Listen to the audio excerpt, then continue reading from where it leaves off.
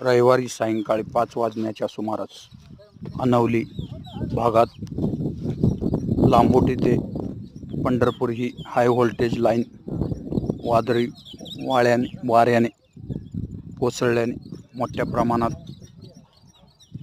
शेतकऱ्यांचं नुकसान झालं आहे. 7 टॉवर वादळी वाऱ्याने कोसळले आहेत. या ठिकाणी